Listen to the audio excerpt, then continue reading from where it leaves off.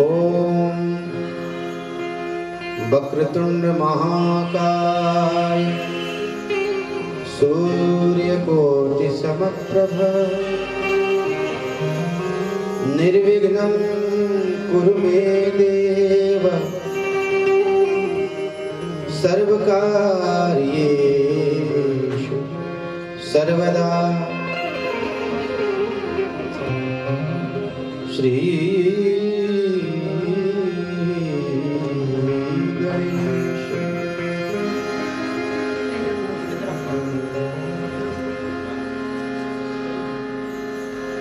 ओम सर्वमंगल मांगल्ये शिवे सर्वार्थ साधिके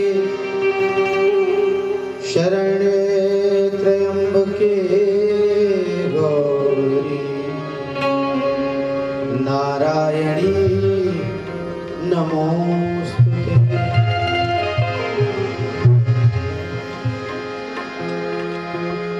ओम गंगा तरंगरमणि जटा कलापम गौरी निरंतर विभूषित वाम भागम नारायण प्रियमनंग मदापहारम वाराणसी पुरपतिं भज विश्वनाथम। ओम नमः पार्वती पदये हर हर महादेव। शरणागत होते हुए ये भजन के पुष्प, भजन की पंक्तियां बाबा श्री काशी विश्वनाथ जी के श्री चरणों में समर्पित करते हुए प्रार्थना करते हैं।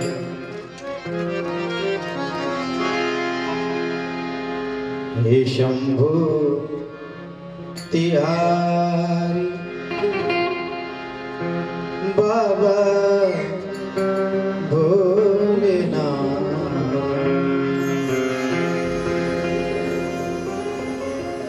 भोले बाबा तिहारी इच्छा से हम हे शंभु तिहारी इच्छा से हम द्वार तिहारे आए हैं। हे शंभु तिहारी इच्छा से हम द्वार तिहारे आए हैं। संता बड़ा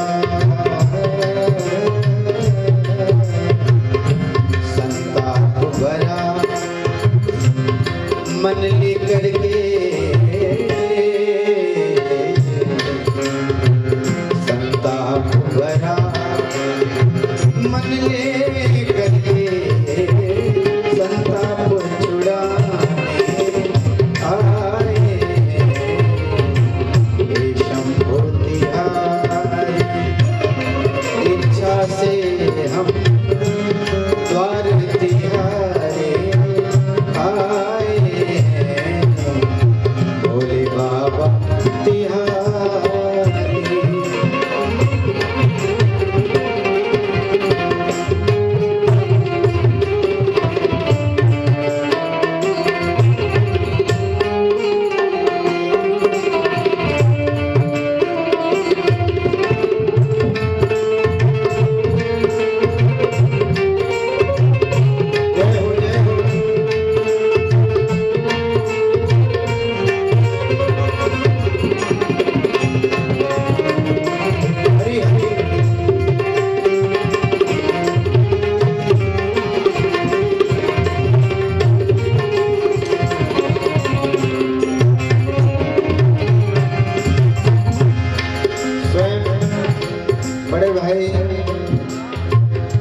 केदार भाई उपस्थित हैं, बहुत बहुत स्वागत।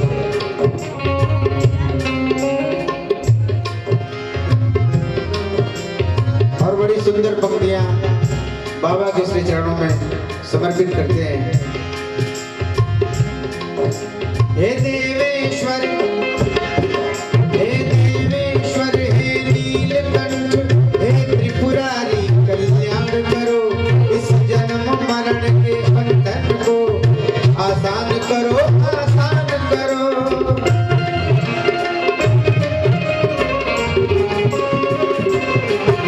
हे देवेश्वर भोलेनाथ,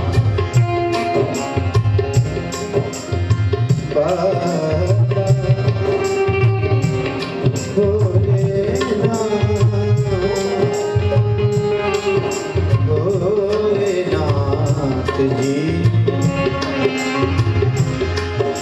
हे देवेश्वर, हे नीलकंठ, हे त्रिपुरारी, कल्याण करो इस जन्म मरण के बंधन को, आसान करो, आसान करो, आसान करो, आसान करो, आसान करो, आसान करो।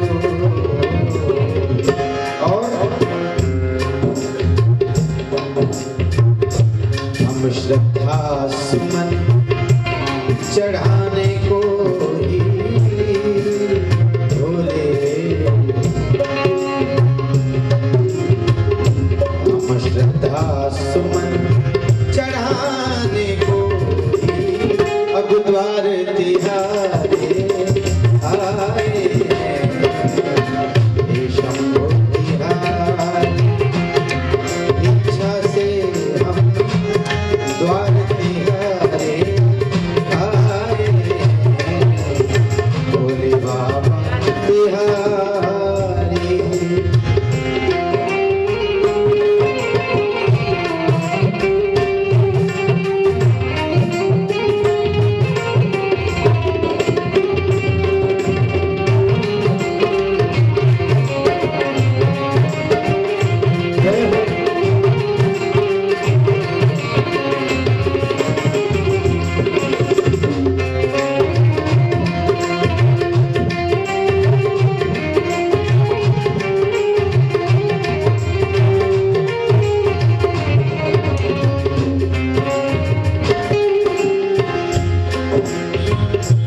अगली पंक्तियां खास तौर से काशी वासियों के लिए, और हम और आप बड़े सौभाग्यशाली हैं बाबा के श्री चरणों में बैठ के उन्हीं का गुणगान कर रहे हैं। तो प्रार्थना करते हैं, हे महादेव, महादेव, हे महादेव, हे आदिदेव, हे कामदेव, हे कालदेव, हे काशीवासी, हे भोले, हे गंगाधर, हे प्रेममयी।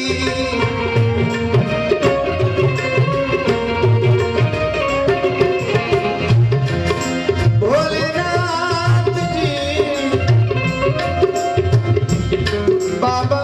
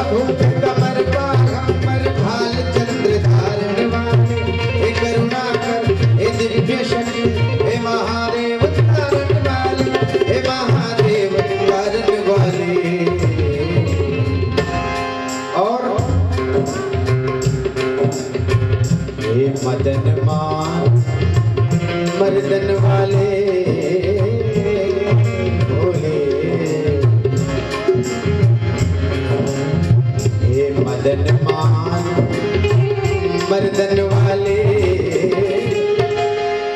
सर्वस्व लुटाने आए।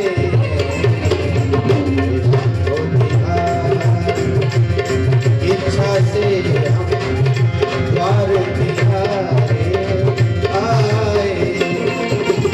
ओम नमः शिवाय, ओम नमः शिवाय, ओम नमः शिवाय, ओम नमः शिवाय, ओम नमः शिवाय, हरि ओम नमः शिवाय, ओम नमः शिवाय, हरि ओम नमः शिवाय, ओम नमः शिवाय, ओम नमः शिवाय।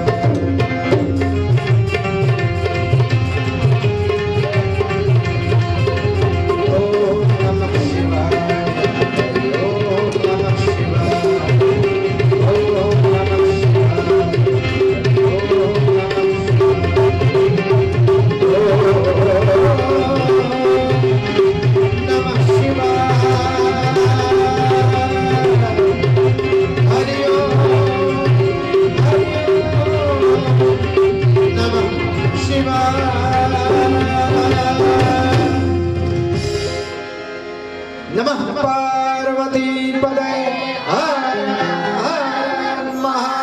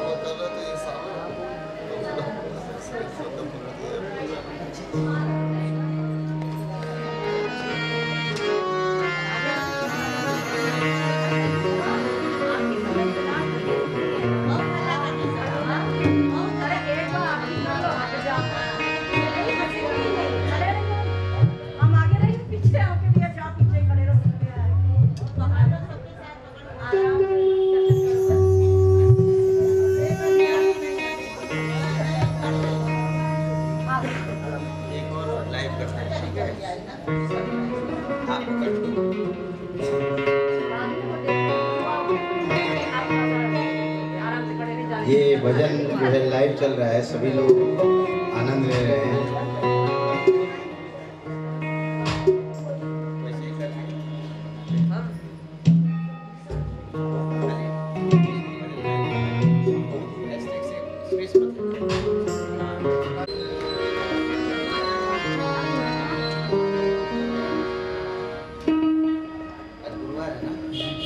आइए आज बड़े प्रेम से आज चूंकि गुरुवार है तो गुरुदेव भगवान के श्री चरणों में भी एक भजन समर्पित करते हैं हम लोग।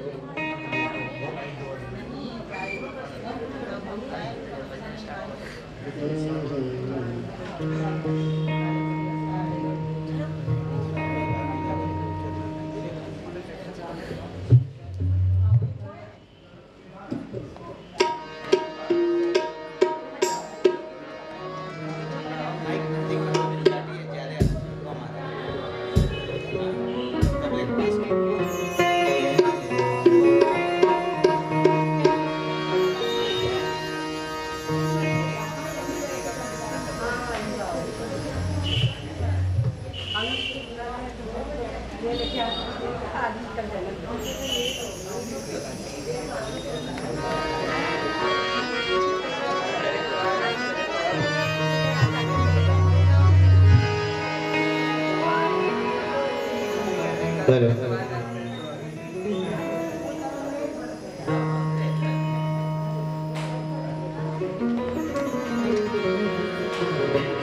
ओम गुरुर्ब्रह्मा गुरुर्विष्णु गुरुर्देवो महेश्वर गुरु साक्षात् परब्रह्म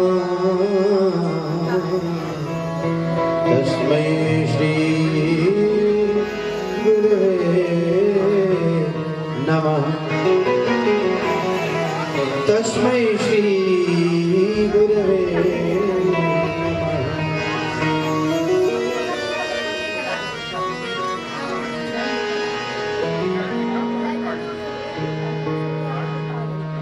मोहे लागी लगन गुरु चरणन की।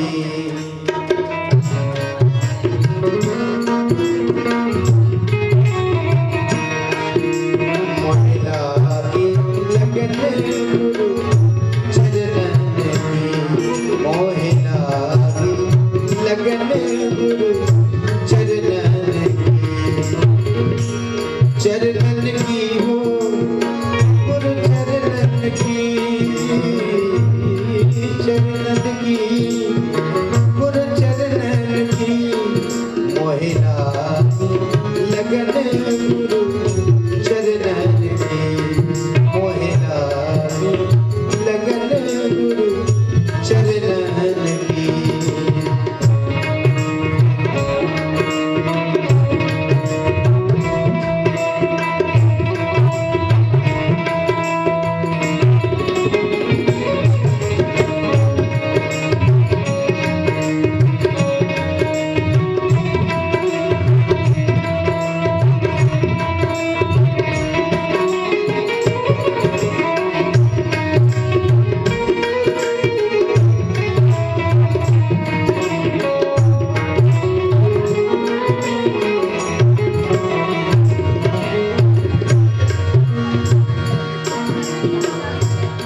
चरण बिना मोहे कछु नहीं भावे। जग माया सब सपनन की। चरण बिना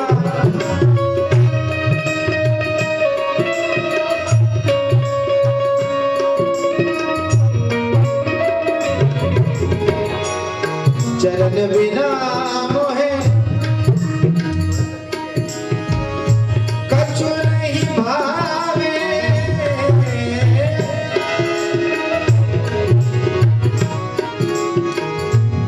चरण बिना मोहे कछु नहीं भावे। जग माया सब सपनन की। जग माया सब सपनन की। जग माया सब सपनन की। मोहे लागी लगन गुरु चरणन की। मोहे लागी लगन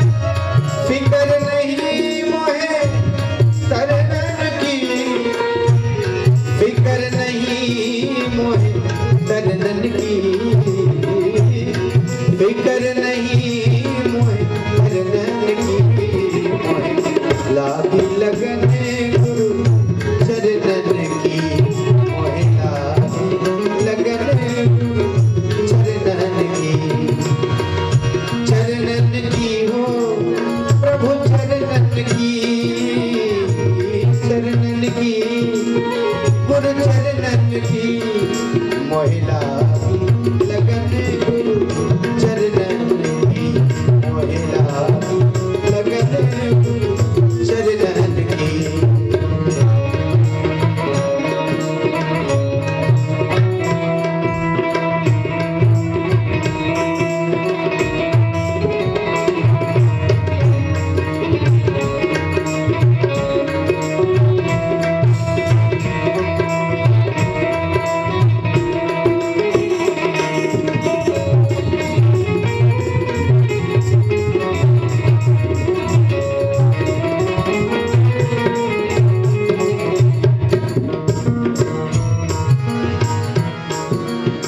और मीरा के प्रभु गिरधर नागर,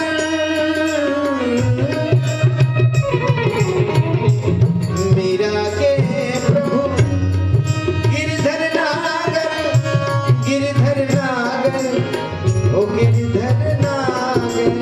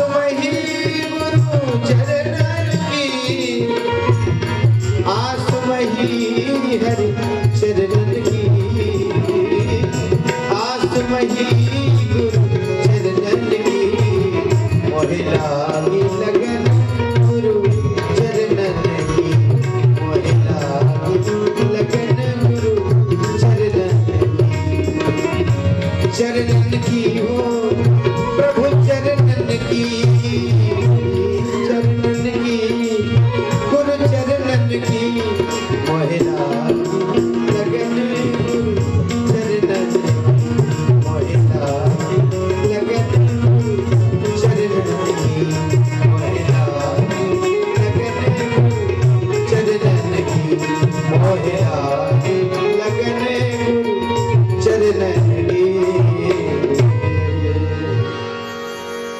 नमः पार्वती पतये हर हर महादेव।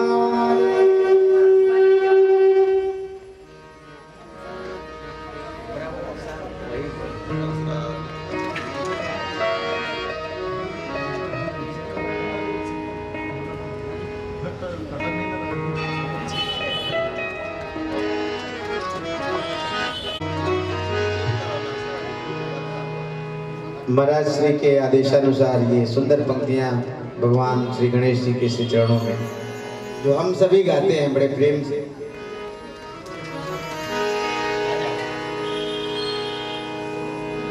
जय गणेश जय गणेश जय गणेश देवा, माता जाकी पार्वती पिता महादेवा। जय गणेश देवा। ओ लड्डुअन को भोग लगे, लड्डुअन को भोग लगे, संत करे सेवा। जय गणेश देवा। जय गणेश जय गणेश जय गणेश देवा, माता जाकी पार्वती पिता महादेवा। जय गणेश देवा। जय गणेश जय गणेश जय गणेश देवा, माता जाकी पार्वती पिता महादेवा। जय गणेश देवा।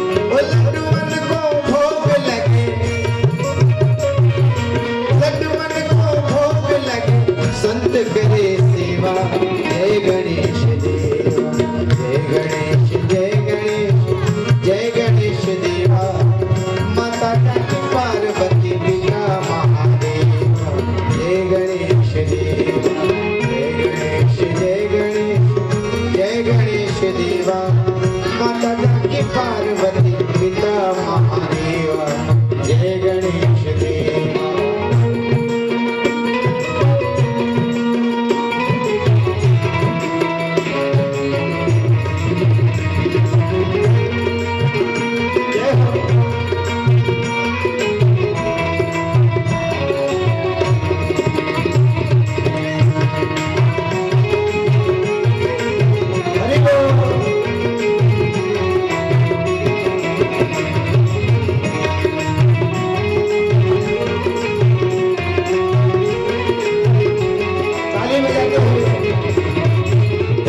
और बड़ी सुंदर पंक्तियां। एक दंत दयावंत चार भुजाधारी चार भुजाधारी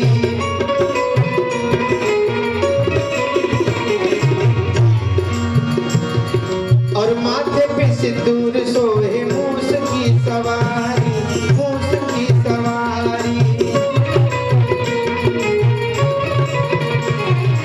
एक दंत दयावंत चार भुजाधारी चार भुजाधारी माथे सिंदूर सोहे मूस की सवारी मूस की सवारी।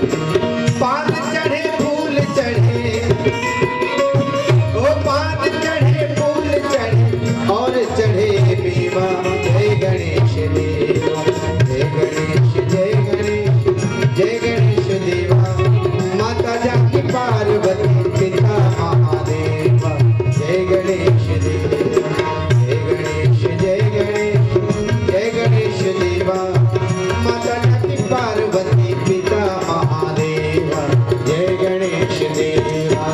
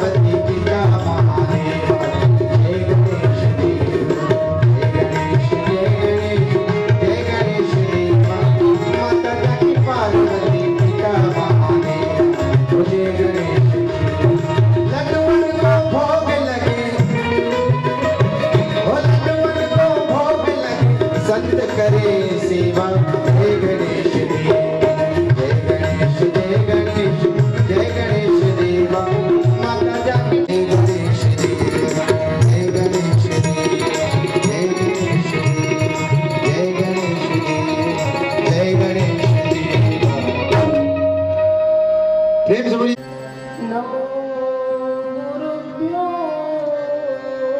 गुरुपादुकाभ्यो नमः परेभ्यो परपादुकाभ्यो आचार्य सिद्धेश्वर पादुकाभ्यो नमोस्तु नारायण पादुकाभ्यः करारविन्देन पदारविन्दं मुखारविन्दे विनिवेशयन्तम्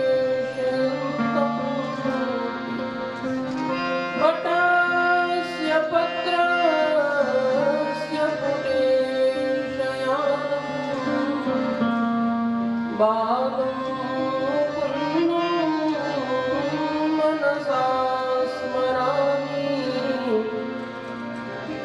बालं मुकुन्दं मनसा स्मरामि गजाननं भूतगणादिसेवितं कपेत्थजम्बूफलचारुभक्षणम् उमासुतं शोकविनाशकारकं नमामि विघ्नेश्वरपादपङ्कजं नमामि विघ्नेश्वरपादपङ्कजं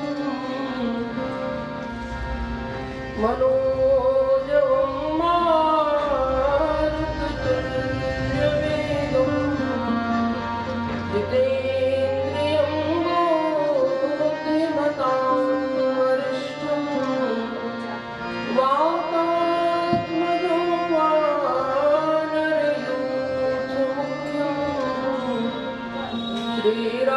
श्रीरामदूतं शरणं प्रपद्ये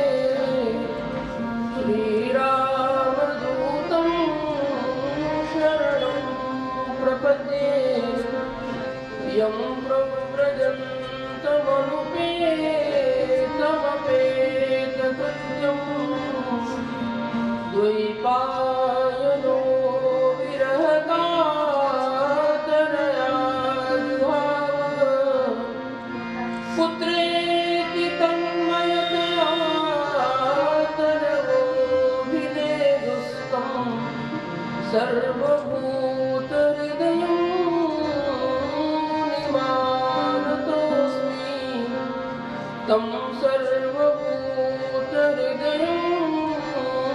निमानतोऽस्मि। परम पूज्य नित्य प्रातः स्मरणीय जगतवंद्य हमारे आराध्य पूज्य श्री गुरुदेव भगवान के पावन श्री चरणारविंदों का स्मरण करती हुई उन श्री चरणों में कोटिशः नमन करती हुई अपने आराध्य भगवान श्री चिंतामणि गणेश भगवान के श्री चरणों में अनंत अनंत प्रणाम निवेदन करती हूँ। बाबा विश्वनाथ भगवान गौरी केदार माता गंगा माता अन्नपूर्णा संकट मोचन श्री हनुमान जी महाराज के पावन पाद पद्मों में कोटि कोटि वंदन। यहाँ उपस्थित विद्वद्वृंद, भगवत कथा रसिक शिक्षवता महानुभाव, माताएं, बहनें, ब्रह्मचारी गण, हमारे संगीत वाले भाई लोग, आइए कथा के क्रम को हम लोग आगे बढ़ाएं। इससे पूर्व अपने अंतःकरण की शुद्धि के लिए भगवान नाम संकीर्तन 2-4 बार मिलकर करें, फिर कुछ चर्चा के बीच में होगी। सबसे पहले भगवान नाम संकीर्तन। श्री कृष्ण गोविंद हरे मुरारे, हे नाथ नारायण वासुदेव। श्री कृष्ण गोविंद हरे मुरारे, हे नाथ नारायण वासुदेवा।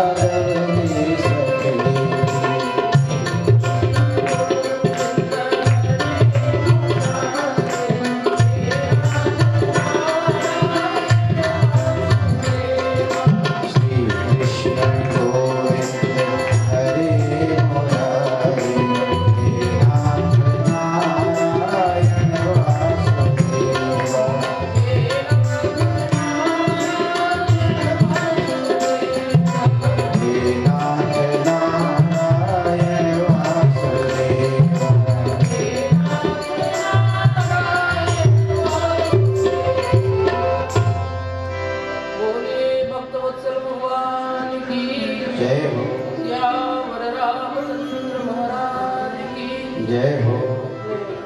सनातन धर्म का नारा उच्च स्वर में लगाएं। धर्म की जय हो। अधर्म का प्राणियों में सद्भावना हो, विश्व का कल्याण हो, गो हत्या बंद हो। गौ माता की जय हो। धर्म सम्राट अनंत श्री गुरु सिद्ध गुरु शंकराचार्य भगवान की जय हो। श्री जगदम्बा महारानी की जय हो। बाबा विश्वनाथ की जय हो। श्री गौरी केदार भगवान की जय हो। श्री गंगा मैया की जय हो। श्री संकट मोचन श्री हनुमान जी महाराज की जय हो। श्री चिंतामणि गणेश भगवान की जय हो। श्री गोस्वामी तुलसीदास जी महाराज की जय हो। नमः पार्वती पते हर हर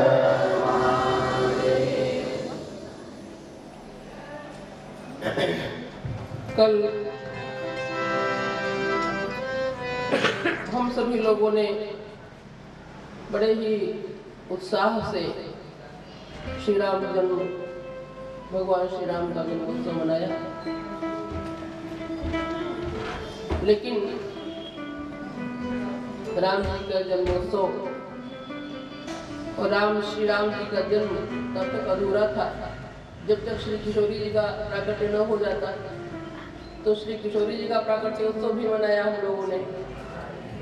अब युगल सरकार प्रादुर्भूत हो चुके हैं, युगल सरकार का प्राकट्य हो गया, तब तो लीला आगे बढ़ेगी। भगवान श्री राम के संक्षिप्त बाल लीला भी श्रवण किया। यद्यपि बाल लीला का विस्तार से वर्णन है, बाल लीला का वर्णन बहुत विस्तृत है, परंतु गोस्वामी जी महाराज ने स्वयं भी बहुत संक्षेप में लिखा है। छोटे से रामलला एक दिन महाराज चक्रवर्ती नरेंद्र भोजन करने के लिए विराजमान हुए, तो राम जी खेल रहे थे आंगन में। अम्बा कौशल्या को महाराज ने कहा कि ले आओ, लाल जी को ले आओ, लाल जी भी भोजन कर ले। तो महाराज स्वयं बुलाने का प्रयास किए। पहले तो महाराज स्वयं बुलाने का प्रयास किए, भोजन करत बोल जब राजा नहीं आओ तज बाल समाजे नहीं आए। महाराज दशरथ ज्ञान है और महारानी भक्ति है, भक्ति स्वरूपा महारानी है, अम्बा कौशल्या भक्ति है और महाराज दशरथ ज्ञान है। ज्ञान स्वरूप महाराज ने बुलाया, भोजन करत बोल जब राजा नहीं आओ तज बाल समाज नहीं आए। अब कौशल्या जब बोलन जाई, जब कौशल्या अम्बा बोलने बुलाने के लिए गई तो गोस्वामी जी महाराज कहते ठुमुक ठुमुक प्रभु चल ही पड़ाई, ठुमुक ठुमुक कर भागे। राम जी ठुमुक ठुमुक कर खेलते हैं। महाराज चक्रवर्ती नरेंद्र श्री दशरथ जी के आंगन में राम जी ठुमुक ठुमुक कर खेलते हैं। ठुमक चलत रामचंद्र, ठुमक चलत रामचंद्र, बाजत पैजनिया, ठुमक चलत रामचंद्र, ठुमक चलत रामचंद्र, बाजत पैजनिया, ठुमक चलत रामचंद्र।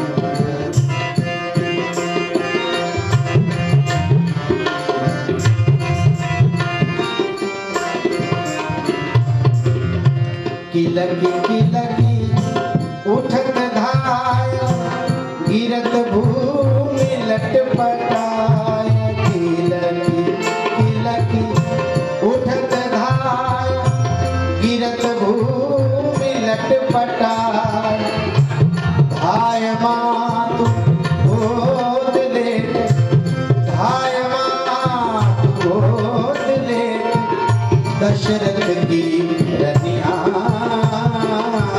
ठुमक चलत रामचंद्र, ठुमक चलत रामचंद्र, बाजत पैजनिया, ठुमक चलत रामचंद्र।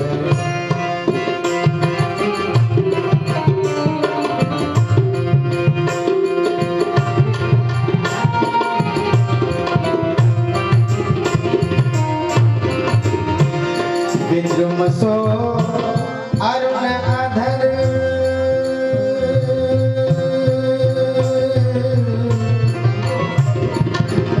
विद्रुम सो अरुण अधर, बोलत मुख मधुर मधुर। विद्रुम सो अरुण अधर, बोलत मुख मधुर मधुर। सुंदर नासिका बीच, सुंदर नासिका बीच, लटकत लटकनिया, ठुमक चलत रामचंद्र, ठुमक चलत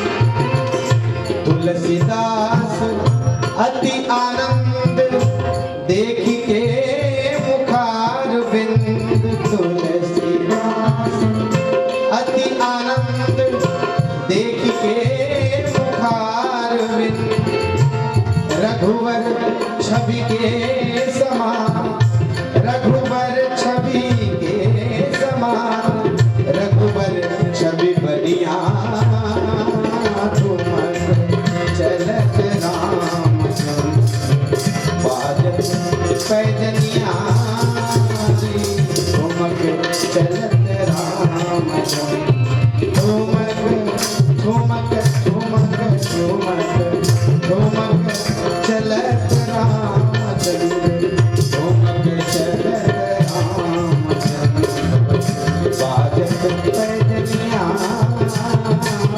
ठुमक चलत राम ठुमक चलत राम ठुमक चलत राम।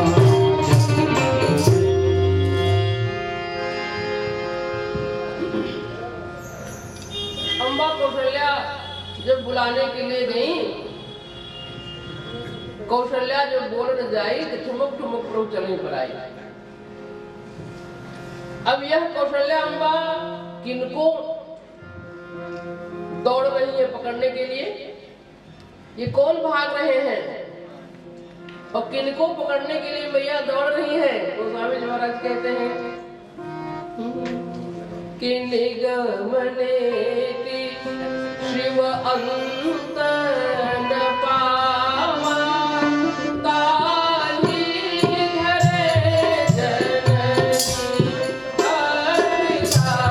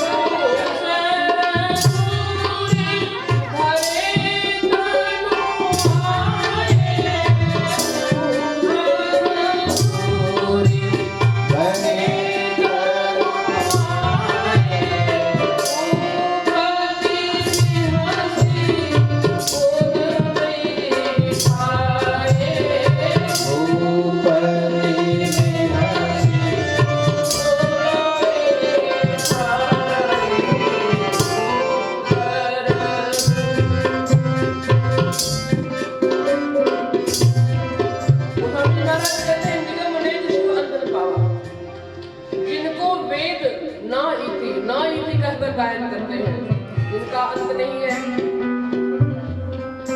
ना इति। अरे आदि अंत को जा सुन पावा, जिसका न आदि है न अंत है, जो अनादि और अनंत है, ऐसे राम जी को ताहि धरे जननी हठ धावा।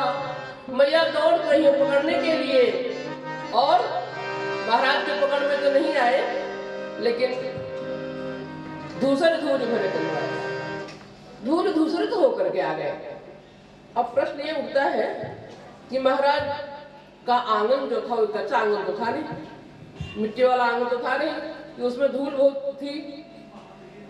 ये मणिमय प्रांगण में खेल रहे हैं, यहाँ धूल कहां से आ गई? तो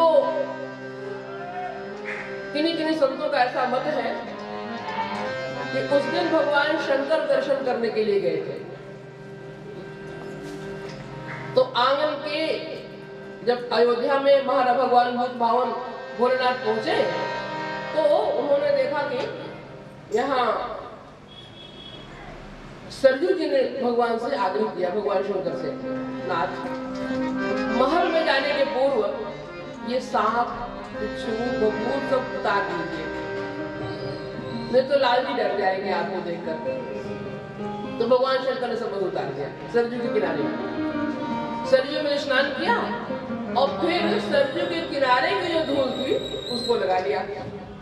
वहां की विभूति से भगवान शंकर अपने आप को आभूषित कर लिए और जाकर के महल के आंगन के एक कोने में खड़े हो गए।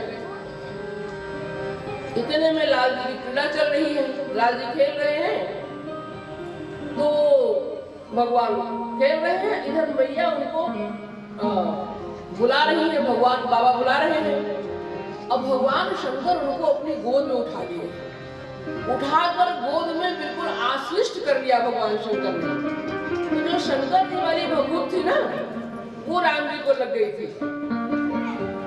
दूसरे धूरी भरे। अब इधर जब मैया दौड़ी बुलाने के लिए, पकड़ने के लिए, तो भगवान शंकर छोड़े, और छोड़ करके भगवान शंकर एक तरफ हो गए। इतने में मैया के कहने पर भगवान आ गए, तो दूसरे धूरी भरे तनु आए, भूपति बिहस गोद बैठाए, और महाराज कुछ ग्रास भोजन का भगवान को खिला रहे हैं। और इधर भोजन तो हो रहा है, पर इतने चपल है, इतने चंचलता है इसमें कि चारों तरफ देख रहे हैं। चारों तरफ किसको देख रहे हैं? हमारे बाल मंडली बाहर खड़ी है। श्री हनुमान जी महाराज बाल लीला का आनंद लेने के लिए, ऐसी भी कथा है भुषुंडी रामायण में, और एक विश्राम सागर नाम का ग्रंथ है, उसमें ऐसी कथा है कि श्री हनुमान जी महाराज भी बाल लीला में सम्मिलित होने के लिए भगवान के आए थे। वो कथा अलग है, उधर नहीं जाएगी क्योंकि अभी हमको आगे बढ़ना है। तो हनुमान जी महाराज कागजी है, तो भगवान को लग रहा है कि सबको प्रसाद देना है। और जैसे ही महाराज दशरथ थोड़े से इधर उधर चित्त हुआ, तो भोजन करत चपल चित्त, इनका चित्त तो चपल है ही। और इत उत अवसर पाई भाग चले, भाग गए, भाग चले किलकत मुख, किलकारी मारते हुए भागे, हंसते हुए भगवान भागे। और दधिओदन लपटाई, मुख में दही धात लगा हुआ है, दधिओदन लपटाई, हाथ में भी लगा है, मुख में भी लगा हुआ है, धो लेते तब निकलते, लपेट करके वो भागे। इसलिए भागे कि कुछ लोग प्रसाद के लिए वहां आंगन में प्रतीक्षा कर रहे हैं, और सबको तो प्रसाद मिल भी सकता है।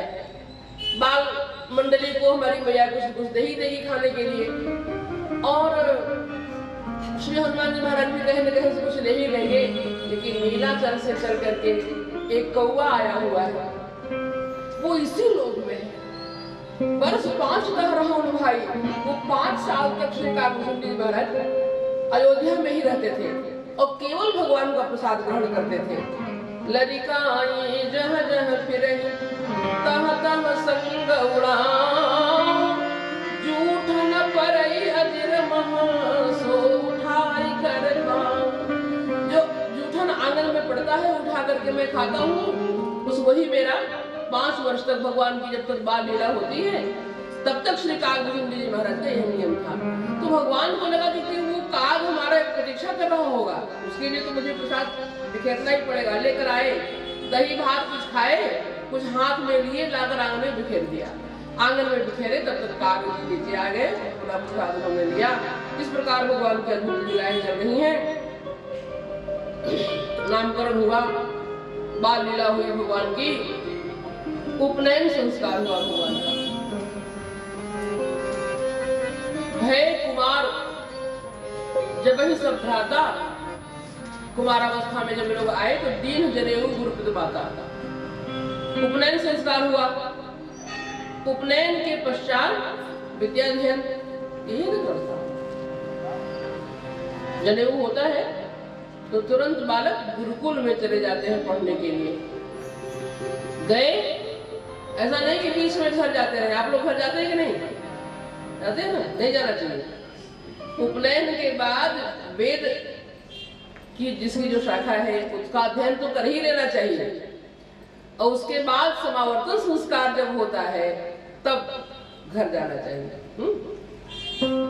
तो अब आजकल कहाँ कोई मानता है, जाते ही है, बाप माता पिता भी नहीं मानते, बच्चे भी नहीं। पर यह है कि जल्दी से जल्दी पढ़ ले तो घर जाने मिल जाएगा। तो अभिप्राय यह है कि उपनयन के तुरंत बाद, तत्काल बाद गुरु आश्रम में, गुरुगृह गए, प्रणव बुराई, तो पढ़े नहीं थे क्या ये? अनपढ़ से जो पढ़ने के लिए गए, गोस्वामी महाराज कहते हैं, जाकी सहज श्वास सुधि जारी, सो हरि पढ़े कौतुक भारी। विराट पुरुष जब श्वास लेते हैं तो वेद प्रकट हो जाते हैं। जिनकी श्वास में वेदों का निवास है, क्योंकि वेद तो अपौरुषेय है, जैसे भगवान को किसी ने रचना नहीं किया वैसे वेद भी प्रकट हुए। तो वेद प्रकट हो गए, जिनके श्वास से वेद प्रकट होते हैं, वो भगवान आज पढ़ने के लिए गुरुकुल में गए हैं। क्योंकि वो नहीं पढ़ेंगे तो कोई नहीं पढ़ेगा। वो उन्होंने दिखाना था कि हम सबको पढ़ना चाहिए, उपनयन के पश्चात अध्ययन करना चाहिए। गुरुकुल में गए, भगवान वेदाध्ययन किए, वेदाध्ययन करके भगवान लौटे, यहाँ आकर के समावर्तन संस्कार हुआ भगवान का। और यहाँ आने के बाद कौशलपुरवासी नर नारी बद्धरुबाल प्राणहु ते प्रिय लागत सब कह राम कृपाल। महाराज चक्रवर्ती बड़े प्रसन्न हैं। अब भगवान श्री राम हो गए 15 वर्ष के। 15 वर्ष के राम हो गए। पूरे नगर वासियों के मन में, घर कुटुंब के लोगों के मन में यही अभिलाषा उत्तरोत्तर बढ़ती जा रही है कि अब लाल जी का ब्याह कब होगा, अब लाल जी का ब्याह कब होगा। जब महाराज चक्रवर्ती नरेंद्र श्री दशरथ जी कौशल्या अम्बा के भवन में जाते तो माता एक ही प्रश्न करती, 15 वर्ष के हो गए, ब्याह कब होगा इन लोगों का। कैकेयी अम्बा के महल में जाते वो भी पूछती कि अब जल्दी ब्याह कर देना चाहिए इन लोगों का। तो दशरथ जी महाराज कहते हैं कि 15 वर्ष के तो हुए हैं। 15 वर्ष की उम्र कोई बहुत बड़ी, आज की अभी भी नहीं बड़ी मानी जाती है उम्र। उस समय जब 60-60 हजार वर्ष की आयु होती थी तब कहाँ उम्र बड़ी थी। तो ये बात नहीं है। माताओं का अभिप्राय यह है कि अभी से खोजना शुरू करेंगे, क्योंकि इतने गुणवान है, इतने शीलवान है, इतने रूपवान है कि इनके अनुरूप बहू कहाँ मिलेगी, इनके योग्य बहू मिलनी चाहिए ना। ब्याह कब होगा। मिथिलावासी संत तो कहते हैं महाराज दशरथ को बड़ी चिंता हो गई। अब सुन सुन करके भी चिंता हो जाती है। जब कई लोग कहने लगे एक ही बात को सुन सुन करके चिंता हो जाती है। महाराज चक्रवर्ती नरेंद्र श्री दशरथ जी को फिक्र हो गई, चिंता हो गई।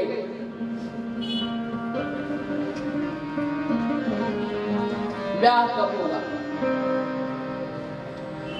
तो महाराज दशरथ ने एक मीटिंग बुलाई। वाल्मीकि रामायण में वर्णन है कि महाराज दशरथ एक गोष्ठी बुलाए। उस गोष्ठी में सोपाध्याय सबांधव, उनके बंधु बांधव आए और महर्षि वशिष्ठ के नेतृत्व में वह गोष्ठी प्रारंभ हुई। तो उस गोष्ठी का मुख्य विषय यही था, महाराज दशरथ अपने बंधु बांधवों से और अथ राजा दशरथ तेषां दारक क्रियां प्रति, महाराज दशरथ बंधु बांधवों के साथ बैठ करके विचार कर रहे हैं, गोष्ठी कर रहे हैं। अथ राजा दशरथ तेषां दारक क्रियां प्रति चिंतयामास धर्मात्मा, चिंतित हो रहे हैं, अकेले नहीं, सोपाध्याय सबांधव, अपने बंधु बांधवों के साथ महाराज दशरथ बड़े चिंतित हैं। चिंता का विषय यही है कि लाल जी का ब्याह कहाँ होगा, इनके योग्य बहू कहाँ मिलेगी। वाल्मीकि में ही वर्णन है कि यह गोष्ठी महाराज की चल ही रही थी कि इसी बीच में महर्षि विश्वामित्र आ गया। अब महर्षि विश्वामित्र क्यों आए, महर्षि विश्वामित्र के आगमन का कारण क्या है। महर्षि विश्वामित्र अपने आश्रम में थे, व्याघ्रसर सिद्धाश्रम नाम था, बक्सर तो हुआ है, सिद्धाश्रम नाम था। सिद्धाश्रम ततः उसके बाद वहां से चले हुए।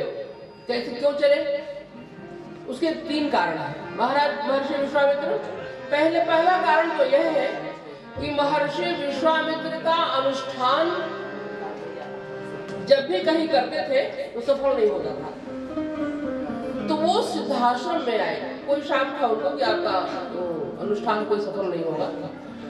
तो सिद्धाश्रम में शाप के साथ साथ यह वरदान भी था कि सिद्धाश्रम में जाकर के भगवान आपके यज्ञ की रक्षा करेंगे, तब आपका यज्ञ पूरा होगा। वहां अनुष्ठान प्रारंभ किया। लेकिन उस समय भारतवर्ष में इतना अधिक आतंकवाद फैल गया था राक्षसों का उत्पात, जैसे अभी आतंकवाद हो रहा है ना, जहाँ तहाँ आतंकी लोग, वैसे ही भारत में ऐसे ऐसे आतंकी थे उस समय कि महाराज बक्सर तक आ गए थे। यूपी बिहार का बॉर्डर बक्सर तक आ गया। तो वहां तक भी महर्षि विश्वामित्र के यज्ञ में बाधा उत्पन्न करते थे। तो ये लोग क्या करते थे, ऋषि लोग की यज्ञ जो करते थे ना, वो आहुति जब देते थे तो स्वाहा बोलकर नहीं देते थे, मूक आहुति देते थे, क्योंकि अगर वो शब्द उनको सुनाई दे दिया तो सुन करके आ जाते थे। संयुक्त रूप से ये लोग बोले तो आ जाते थे राक्षस लोग उपद्रव करने के लिए। यज्ञशाला में, यज्ञ कुंड में, हवन कुंड में कहीं कुछ डाल दे, कहीं मांस डाल दे, कहीं ऐसे, तो बड़ा उत्पात करते थे। तो गोस्वामी जी महाराज कहते हैं कि ऐसा नहीं कहा कि सुनते ही यज्ञ निशाचर धावे, बोले देखो तो यज्ञ निशाचर धावे। तब ये लोग जब मूक आहुति देते थे तो धुआं उठता था, तो धुआं को देख करके आते थे, तब आकर के यज्ञ को विध्वंस करेंगे। अब बड़ा उत्पाद, एक तो राक्षसों का उत्पाद बढ़ा हुआ था, यज्ञ नहीं करने दे रहे थे, पहला कारण। दूसरा कारण यह है कि भगवान श्री राम स्वप्न में आए। भगवान श्री राम स्वप्न में आए और राम जी ने स्वप्न में महर्षि विश्वामित्र से कहा कि महर्षि, मेरा अवतार हो गया, मैं अयोध्या में हूँ, 15 वर्ष का मैं हो गया और सूत्रधार आप ही हैं। श्री किशोरी जी भी 6 वर्ष की हो गई हैं, सूत्रधार आप ही हैं। जब तक आप मध्यस्थता नहीं करेंगे तब तक लीला का क्रम आगे कैसे बढ़ेगा। तो दूसरा कारण यह हुआ कि राम जी सपने में आए, और तीसरा कारण यह हुआ कि श्री जानकी जी एक चिट्ठी भेजी थी। श्री किशोरी जी का एक पत्र आया महर्षि विश्वामित्र के पास। जानकी जी पत्र लिखी थी कि महाराज स्वयंवर हो रहा है, स्वयंवर में अनेक प्रकार के लोग आए हुए हैं, अनेक जगह से लोग आए हैं, और इस क्रम में सूत्रधार का काम आपको ही करना है। और उस पत्र पर जानकी जी राम जी का चित्र बना दी थी। आगतम पत्र मालोक्य जानक्या चित्र संयुतम। जानकी जी के द्वारा बनाया हुआ जो चित्र था उसको और चिट्ठी को महर्षि विश्वामित्र ने देखा। आगतम पत्र मालोक्य जानक्या चित्र संयुतम संदृष्टम संलग्नो भूत मनसा कोशकोमनि। महर्षि विश्वामित्र ने देखा तो 3 कारण उपस्थित हुए, इसलिए महर्षि विश्वामित्र अयोध्या की ओर चले। एहू विष देखो पद जाई, कर विनती आनो दो भाई। चले दोनों भाइयों को लेकर के आएंगे प्रार्थना करके। तो इधर गोष्ठी हो रही थी उसी विषय को लेकर के, इधर महर्षि विश्वामित्र को प्रेरणा हुई। विश्वामित्र जी महाराज आए, कर मज्जन सरहु जल गए भूप दरबार। और जब विश्वामित्र जी आ गए, सेवक ने आकर कहा महाराज दशरथ से कि विश्वामित्र जी द्वार पर आए हैं। तो वशिष्ठ जी महाराज बड़े प्रसन्न हुए। वशिष्ठ जी को लगा कि चलो जिस विषय को लेकर गोष्ठी हो रही थी उसका समाधान तो इन्हीं से होना था, अभी आ ही गए हैं, तो बुला लिया, आतिथ्य सत्कार किया। महाराज दशरथ ने तुरंत प्रश्न किया कि कहीं कारण आगमन तुम्हारा, कहो सुकर्त न लाऊं बारह। महाराज किस कारण से आए हैं? आपके कहने में विलंब हो सकता है, मेरे करने में विलंब नहीं हो सकता है। तो महाराज ने अपनी मांग प्रस्तुत की, बोले अनुज समेत देहु रघुनाथ। भाई के साथ रघुनाथ को दे दो। राम जी के अनुज कौन है? राम जी के अनुज तो भरत जी। ठीक बात तो भरत जी, लेकिन ये नहीं कहा उन्होंने कि लखन समेत देहु रघुनाथ, उन्होंने कहा अनुज समेत देहु रघुनाथ। तो भगवान श्री राम के साथ भरत जी भी जा सकते थे, लेकिन भरत जी क्यों नहीं गए?